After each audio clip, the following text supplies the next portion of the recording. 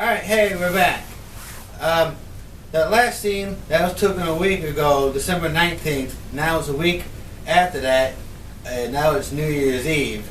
And so, today we're going to talk about, since it's New Year's Eve now, we're going to talk about all my picks for this year and what's happening all the 2014. And, but first, foremost, I want to show off my new shirt I got for Christmas.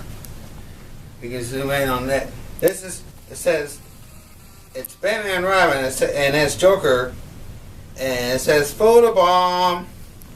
Now, it's pretty funny, but if it's a few years older, because that's Dick Grayson, in a few more years, Dick Grayson would be Nightwing, and Jason Todd would take his place.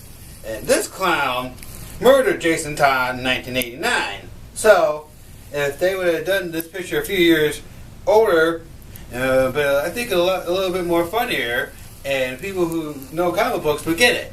I don't know. Maybe I should make T-shirts. You know. So that's a little idea out there if anyone makes T-shirts. So, anywho, all right. Yeah. New year coming up. We got the Avengers Age of Ultron coming out. I wanted to talk about that, and I'm excited about it. I'm very excited about it. It's based off the Age of Ultron. Is based on the saga with Ultron takes over the whole world. It's kind of like Judgment Day, but like a lot cooler, I guess. In a way. But it's mainly to do with the Avengers, but it's to do with the last, surviving superheroes. And it's really good. It's this one thing they don't have. See, after the Avengers, they're talking about Ant-Man. Ant-Man, who is also known as Hank Pym, he's the scientist that created Ultron. He's Ant-Man. And he's also original Avengers. And it was like, oh, big deal. Iron Man doesn't take a big part. Well, we'll get back to Iron Man later. But yeah, in the movie, Iron Man makes it. And it just feels like this is more believable than Hank Pym creating Ultron, because he didn't want to be a superhero. He didn't want to be Ant-Man in the first place. He wanted to do nerd stuff and split atoms, and yeah, he didn't want to be a superhero. He just, got kind of forced into it. So, him creating Ultron makes more sense. Tony Stark is the big show-off playboy who has thousands of other Iron Man suits that he can control all at once anyways. So it just makes more sense. And it makes a cooler story because, okay, in the comic book, see, Wolverine is like, Wolverine doing what he does, killing things. It was like, well, if Hank Pym created Ultron, I'm just going to go back in time and kill Hank before he creates Ultron. So, he does, and he kills him like this. He just kills him dead. And then he goes back to the future, and Iron Man is taking over the planet where Ultron left off. It's Iron Man taking over the whole world, and Tony Stark's way, and there's curfews and stuff. So, he messed up, so now he's got to go back and stop him. And he knows that he's too stubborn to listen to himself, so he kills himself like this. And then he just hides his body and goes back. And I think if Wolverine, I think they should, he should have done something more with his body, because after he comes back alive and gets up, knowing that ignorant Wolverine is not getting that himself to try to stop him, he's like, well, I'm just going to do what I do best and go kill people, and I'm going to kill myself after I kill Hank Pym, and that's probably what he would have done. He could have, put two and two together and be like, oh, well, my future self just killed me, so maybe I shouldn't kill Hank. But I feel like, Wolverine, being the ignorant caveman that he is, that he was like, oh, I gotta go do what I do best and kill Hank Pym.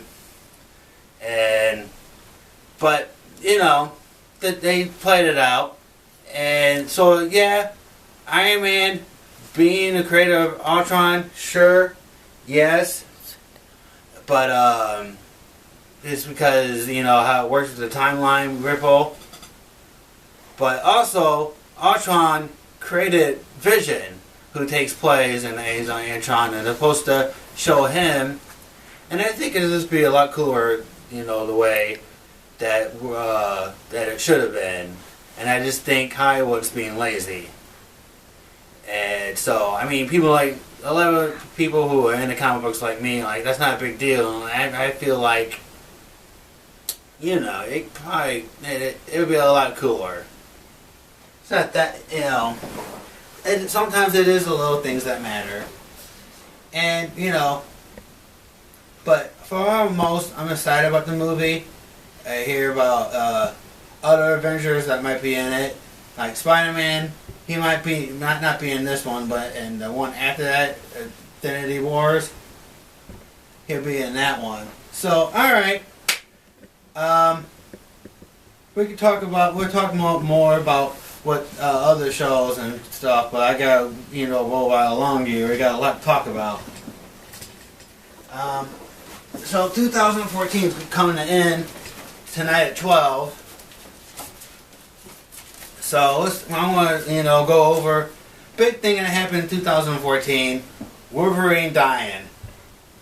I bring this up, because the way he went out. And it ain't the fact that they killed him. No one's happy. He went out like a bitch. Put it that way. I'm going to put these back down. The guy that was going to bring this up. Yeah, he went out like a bitch pretty much. Pretty much what happens at the end, he gets the professor, the scientist who, has his big hands in Weapon X, and they killed him off. They've killed this guy off like 3 times already. At least 3-4 times. Deadpool killed him. Wolverine's killed him. Sabretooth's killed this guy before. But now he's back. And he's like, yeah, I'm gonna do the experiment again. And, try to put some anti-air metal inside someone else. And Wolverine's like, no, that one, I'm still alive. And this is what he does, people. Okay. He kills the scientist. The name doesn't hit me right now, But if you guys remember this guy's name, you go ahead and put it in the comments below. Anyways, he's like, whoa, Wolverine, I'm going to do this again to someone else that I did to you. And Wolverine's is like, no, you're not. And this is what he does. They're about to do the experiment. And this is what Wolverine does. He breaks in there, and he goes up to the tube that has the liquid metal in it. Anti-metal metal. Anyways, he goes up to it, and he goes like this. He goes, with his claws. He goes, and he cuts it, and it sprays him. And, it gets all over him. And he's like, oh, I don't want to die here. I'm going to leave this room and go up on the roof and, die up there. And he turns into a statue on his knees. And I feel like, anything else could have been better. He just went out like a bitch. I mean, if he was smart, he would have stepped to the side and cut it and, go upstairs and be like, I'm out. And let the scientists drown in the liquid in the metal. But nope. He went out, and now he's a statue. So, now he's dead. Spider-Man... Oh, killed one of my Deadpools. Spider-Man, there's Wolverine in the X-Men. Now Spider-Man, he wants to go teach at the school and take Wolverine's place, teaching the students. And there's a real funny gag with him and Beast, who's a well-known scientist also. and they get in an argument who's smarter, and you're like, you're the scientist who tried to hide his beast potion by drinking it. And he's like, oh yeah, well, you got an alien cereal brought back to Earth, that wanted to kill everything. And mess up, And they just went back and forth. And it's a real good story. He ends up taking the students to the, he ends up taking them to the museum where there's all dinosaur bones and stuff. And so, dinosaur guy, I don't know, dinosaur man, I think they call him. And X-Men, X-Men villain, I cannot pronounce the guy's name. He's a walking, talking pterodactyl who has an artifact that drains your energy and gives him, more strength. And he ends up kidnapping the class of Spider-Man and taking him to the new Savage Island with dinosaurs. But you have to read it to find out where the new Savage Island is at. And then the original Sin came out this year, where someone murdered the Watcher. The Watcher watches us. He lives on the moon by himself. I like this because it's a murder mystery on the moon. The only person that lives on the moon gets murdered, and no one knows who did it. And I don't want to ruin anything. It's a good story. I thought it was a good story. But you should check it out. There's a lot of twisted plots in here. And you find out a big thing about Nick Fury. This is a really good saga that came out. It's aliens. It's fire and stone. It's Predator, aliens all coming together. This is the Predator side of the story. And it all blends into one story. There's like a whole, there's aliens, Predator, and then Alien vs. Predator, Fire and Stone. It's a really good series that came out this year. You should check it out. I just got Deathstroke. Deathstroke's in the third issue. This is the first issue. They just came out with the third issue, I think, last week.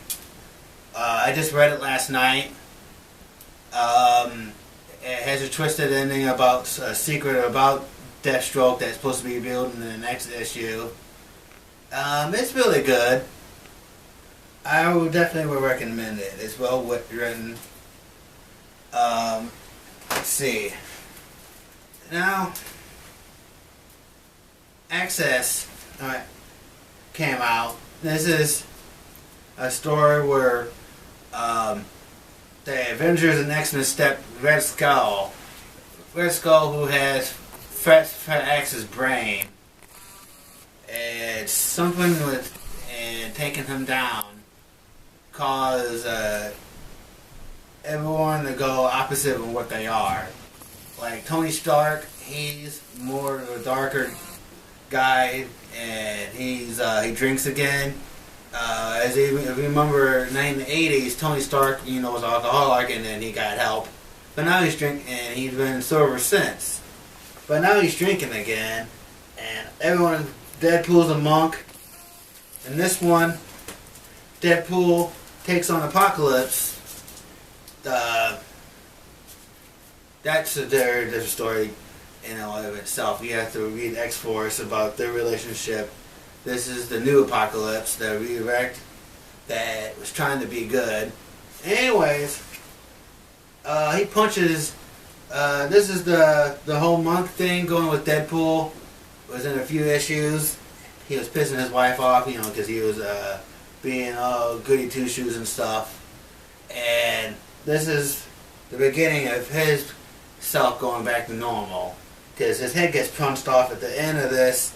And the next Deadpool issue, his dying head talks to his real self, and he was like, "Yeah, you're right. We need to go back to the way things were. I need to hurry up and get my head on my body before a new head grows on that body and I die out. And that Apocalypse goes back to his kid form, and he's like, oh man, I messed up. And he gets on they go on a journey back to Times Square to find Deadpool's body, and Deadpool's back to being Deadpool, the cool one that we know of, not this pansy. So, check this out. It's still going on. Everyone else, like, we got, since that's going on, you got Carnage, #1. Carnage trying to be a good guy. And it's real funny. In the next issue after this, he has this lady who is a news reporter, and he's keeping her hostage because he's like, you got to teach me how to be good. I don't want you to run. He's like, well, let me go. I was like, I don't want you to run. You might run away. He's like, well, if you need to be good, you have to trust me and let me go. And at the end, he ends up breaking up a robbery by taking the guns away from them, telling them how the guns can hurt people, and he gives an example like how they could hurt people, and blows up a car and flings it into the bank. So now no one can rob a bank because there's been a car that's on fire thrown into it. And that's why he saved the day that day. But this is Carnage being trying to be a good guy. And if you know Carnage, he's a psychopath. And so is Hobgoblin starting his own school teaching bad guys to be good. It's pretty good. And then what else just came out on the third part? This is the Batman Endgame, where Joker. Last time we saw Joker was a year ago, where he came back for his face that he cut off, and now he's back. It's been a year. I talked about the Death in the Family. You heard me talk about it a few times. It's a really good story, but now Joker's back and he's gained control of Justice League. Somehow, some way, he got control of all of them. And in this issue, he fights Superman. And he has to fight Superman in, a suit that he just made. And it has red kryptonite. Now, red kryptonite doesn't weaken Superman, but it makes him more normal. It makes him, because on his planet it was a red sun, and they was more involved than us, but they as you watch the movie, they couldn't fly around and do super punches. Red kryptonite kind of like works as a red sun for Superman. It makes him more normal, more human. It doesn't weaken him though. And he has it built into his fist. Anyways, this is a good story. I'm missing the third part. I'm going to read that for the next show, because I'm going to doing shows weekly again. So watch out for this. That's a good one. And what else came out? It's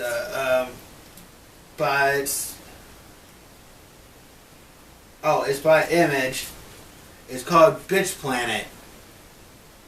Bitch Planet is like the future, and what I'm gathering from it is a prison where guys and girls of all ages go to this one prison, and there's a lot of them, and it turns out that it's going to be a TV show, Last Man Standing TV show, and the stars this really cool black girl with afro hair. So check that out. It's called Bitch Planet. This is the first issue. But we see the next issue coming down the line real soon. And for the kids, for the little girl Tina Boppers, be looking out. This is the latest of previews, and on the cover it's got Jim. They're making a movie. So with the movie, they're making their comic book. So we're looking for the comic book kiddos. Check that out.